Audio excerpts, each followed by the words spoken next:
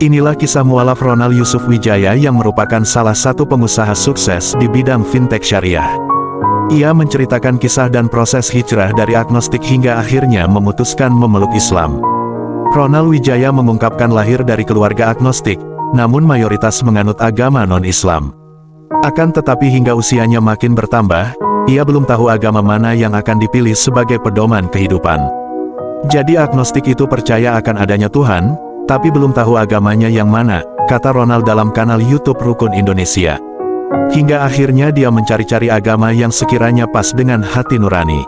Hampir semua agama ia datangi dan coba mendekatkan diri, tapi masih belum ada titik terang agama mana yang pas dengan hati serta logikanya. Pernah suatu hari Ronald datang ke salah satu agama. Ia diberikan kitab suci agama tersebut untuk dipelajari dan dipahami. Akan tetapi Ronald heran, mengapa di kitab suci itu terdapat logo barcode. Ternyata barcode tersebut adalah bagian dari absensi jemaat. Jika tidak pernah datang rutin untuk beribadah, maka pembelajarannya akan diulang lagi dari awal dan itu membuat Ronald merasa heran. Kalau sampai 3 kali absen, maka akan ada penyuluhan kembali. Loh, saya kan masuk ke sini bukan karena diabsen, ujarnya. Lagi-lagi dirasa tidak masuk akal, akhirnya Ronald memilih meninggalkannya dan mencari agama lain untuk jadi pedoman hidup hingga akhir hayat nanti. Kemudian suatu hari dia bertemu sekelompok orang muslim.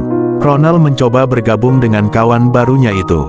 Meskipun sebelumnya ia sering mendengar isu kalau Islam adalah agama keras dan radikal. Setelah mengenal lebih dekat, ternyata Islam yang dirasakan Ronald jauh dari kata buruk. Ia merasakan hal berbeda dan jiwanya menjadi lebih tenang serta damai setelah mengenal Islam. Tidak hanya itu, untuk lebih meyakinkan diri, Ronald mempelajari tentang hukum-hukum atau syariat dalam Islam. Ternyata apa yang dipelajari masuk ke logika serta terdapat korelasinya bahwa aturan-aturan yang ada di dalam Islam juga baik untuk jiwa dan raga setiap manusia.